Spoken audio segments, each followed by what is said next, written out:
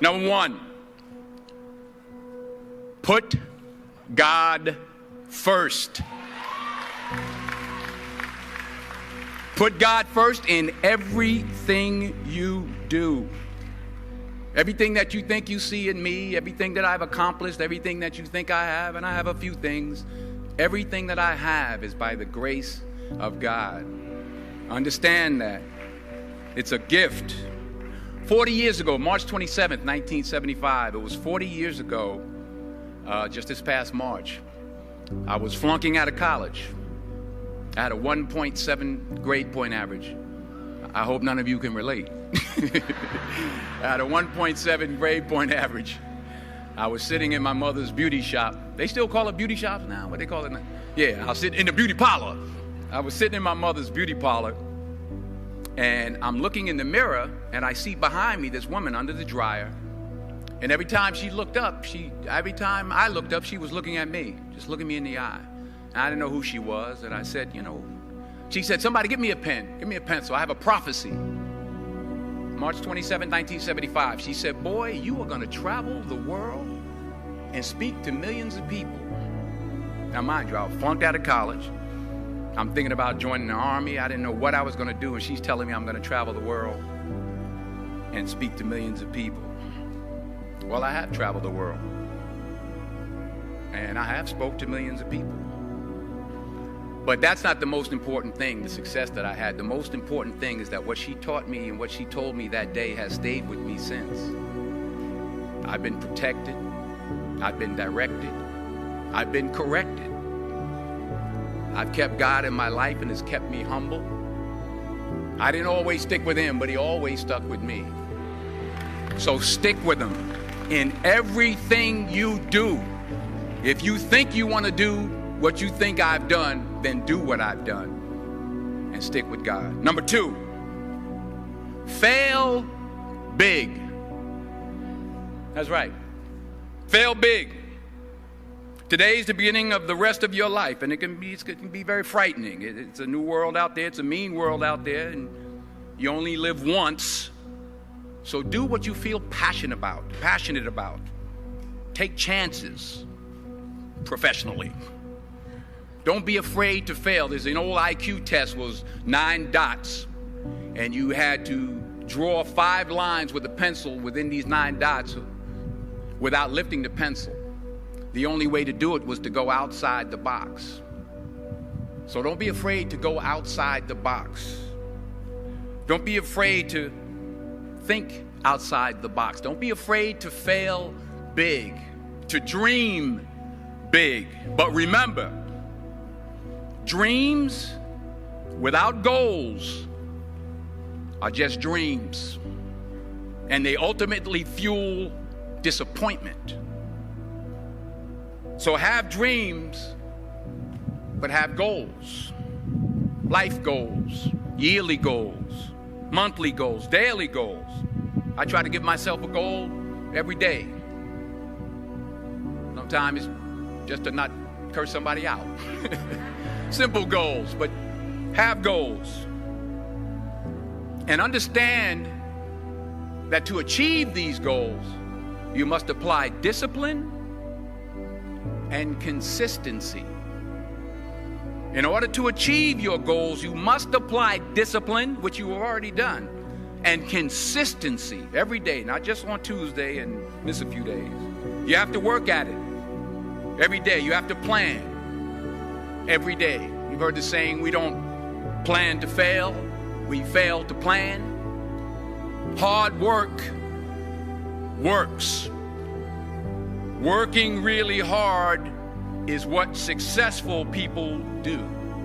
And in this text, tweet, twerk world that you've grown up in, remember, just because you're doing a lot more doesn't mean you're getting a lot more done. Remember that. Just because you're doing a lot more doesn't mean you're getting a lot more done. Don't confuse movement with progress. My mother told me, she said, yeah, because you can run in place all the time and never get anywhere. So continue to strive, continue to have goals, continue to progress. Number 3, you'll never see a U-Haul behind a hearse. I'll say it again. You'll never see a U-Haul behind a hearse. I don't care how much money you make, you can't take it with you. The Egyptians tried it. They got robbed. That's all they got. You can't take it with you. And it's not how much you have. It's what you do with what you have. We all have different talents. Some of you will be doctors, some lawyers, some scientists, some educators, some nurses, some teachers. Yeah, okay. Some preachers. The most selfish thing you can do in this world is help someone else.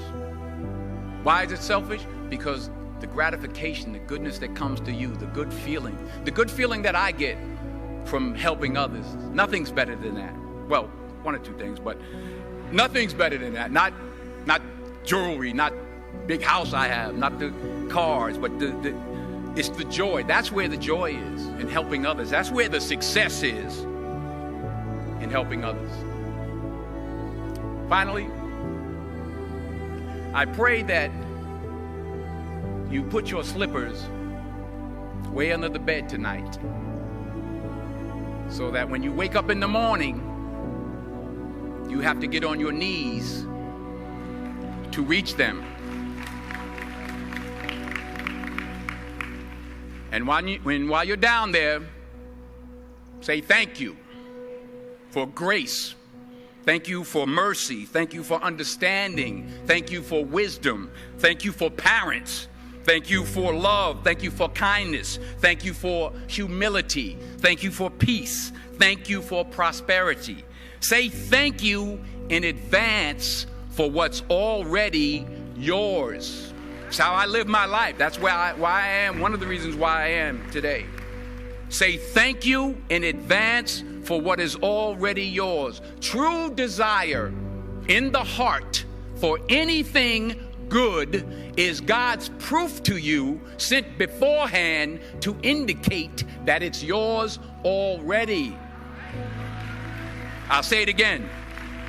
True desire in the heart, that itch that you have, whatever it is you want to do, that thing that you want to do to help others and to grow and to make money, that desire, that itch, that's God's proof to you, sent beforehand already to indicate that it's yours.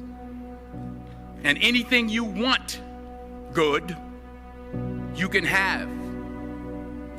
So claim it. Work hard to get it. When you get it, reach back. Pull someone else up. Each one, teach one. Don't just aspire to make a living. Aspire to make a difference. Every failed experiment is one step closer to success. You've got to take risks, and I'm sure you've probably heard that before, but I want to talk to you about why that's so important. I got 3 reasons, and you can pick up your iPhones.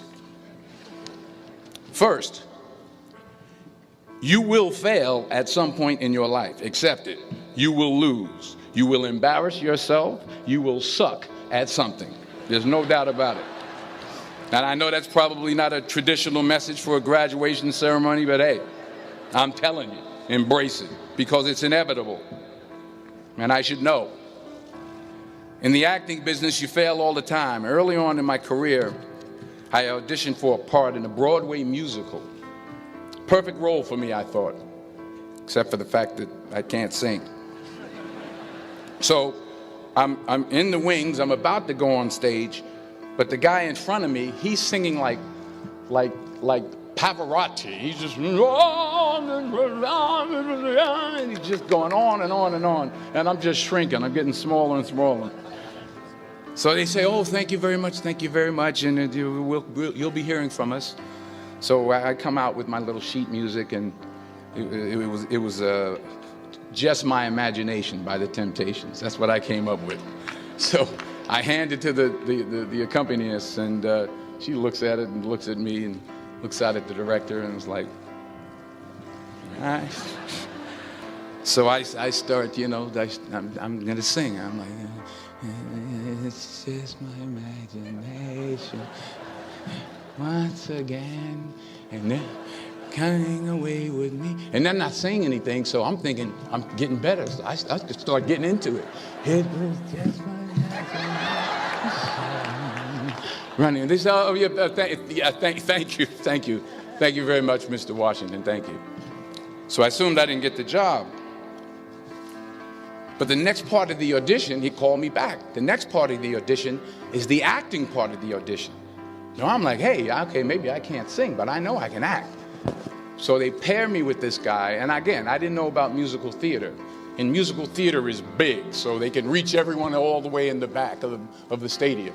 And I'm more from a realistic, naturalistic kind of acting where you actually talk to the person next to you. So I don't know what my line was. My line was, well, hand me the cup. And his line was, well, I will hand you the cup, my dear. The cup will be there to be handed to you. I said, oh, okay. Well, should I give you the cup back? Oh, yes, you should give it back to me because you know that is my cup and it should be given back to me. I didn't get the job. But here's the thing.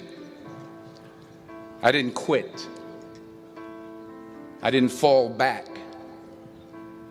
I walked out of there to prepare for the next audition, and the next audition, and the next audition. I prayed. I prayed, and I prayed. But I continued to fail, and fail, and fail. But it didn't matter, because you know what? There's an old saying, you hang around the barbershop long enough, sooner or later you're going to get a haircut. So you will catch a break, and I did catch a break. Last year, I did a play called Fences on Broadway. Someone talked about it. Won the Tony Award. And I didn't have to sing, by the way. But here's the kicker. It was at the Court Theater. It was at the same theater that I failed that first audition 30 years prior. The point is, and I'll pick up the pace, the point is every graduate here today has the training and the talent to succeed. But do you have the guts to fail? Here's my second point about failure. If you don't fail, you're not even trying.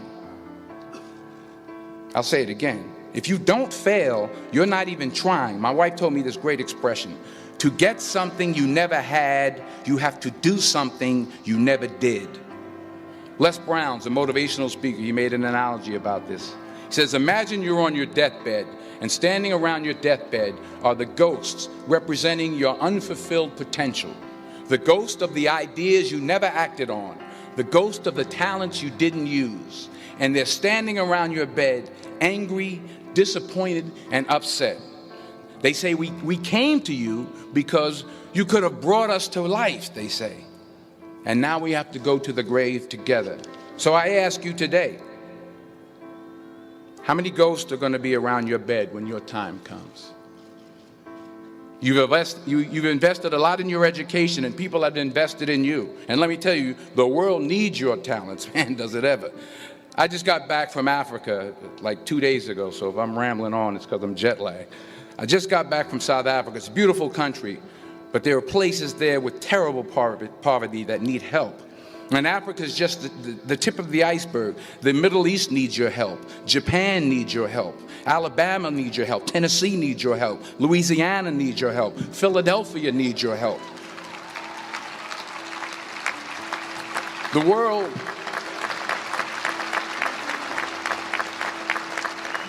world needs a lot, and we need it from you. We really do. We need it from you young people. I mean, I'm not speaking for the rest of us up here, but I know I'm getting a little grayer. We need it from you, the young people, because remember this. So you got to get out there. You got to give it everything you got, whether it's your time, your talent, your prayers, or your treasures. Because remember this, you will never see a U-Haul behind a hearse.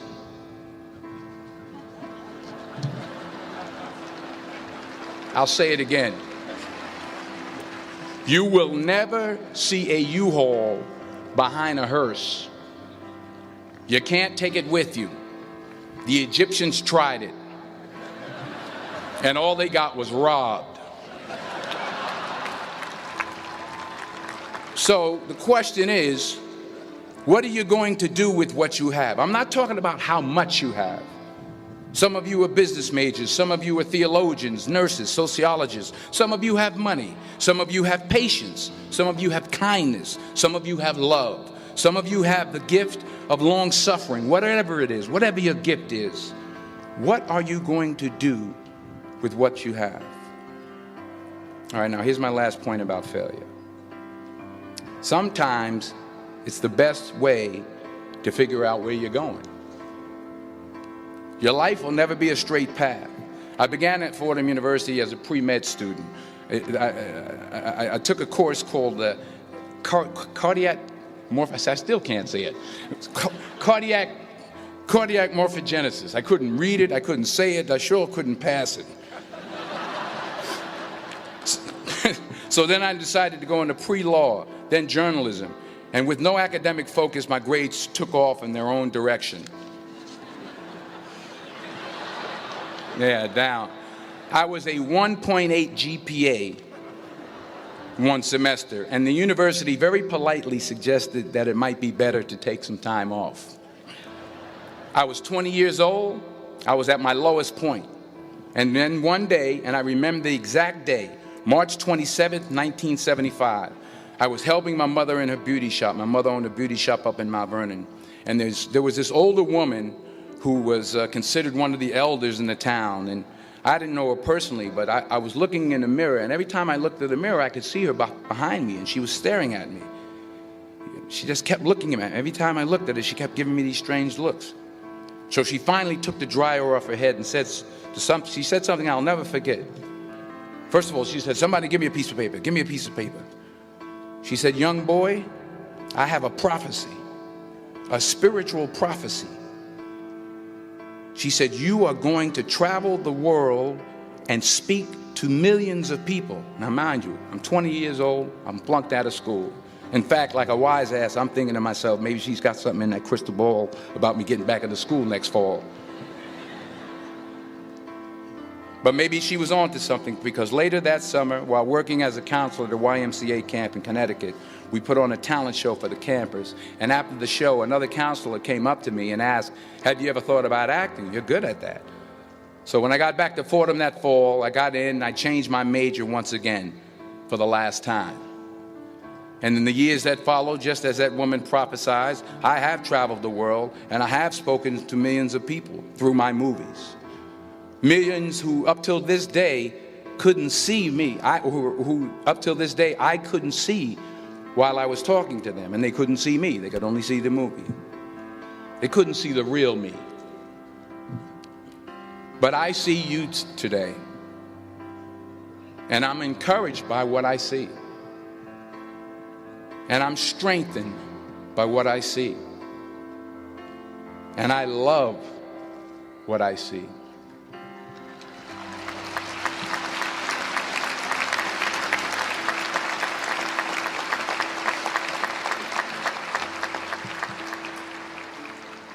One more page, and I'll shut up. Let me conclude with this one final point, and actually the president kind of brought it up. It has to do with the movie Philadelphia. She stole my material. Many years ago, I did this movie called Philadelphia. We filmed some of the scenes right here on campus. Philadelphia came out in 1993. Most of you were probably still in diapers. Some of the professors, too. But that cracked me up. But it was a good movie. Rent it on Netflix. It's a good movie. Rent it. I get 23 cents every time you rent it, please. Rent it. True. Parents up there, rent it. Netflix, please. Tell your friends too. It's about a man played by Tom Hanks who's fired from his law firm because he has AIDS. He wants to sue the firm, but no one's willing to represent him until a homophobic ambulance chaser lawyer, played by yours truly, takes on the case. In a way, if you watch the movie, you'll see everything I'm talking about today. You'll see what I mean about taking risk or being willing to fail. Because taking risk is not just about going for a job. It's also about knowing what you know and what you don't know. It's about being open to people and to ideas. In the course of the film, the character I play begins to take small steps, small risks. He very, very, very slowly begins to overcome his fears. And I feel ultimately his heart becomes flooded with love. And I can't think of a better message as we send you off today. To not only take risks, but to be open to life, to accept new views, and to be open to new opinions, to be willing to speak at a commencement at one of the best universities in the country, even though you're scared stiff. While it may be frightening, it will also be rewarding. Because the chances you take, the people you meet, the people you love, the faith that you have, that's what's going to define you. So members of the class of 2011, this is your mission. When you leave the friendly confines of Philly, never be discouraged, never hold back, give everything you got. And when you fall throughout life, and remember this, fall forward.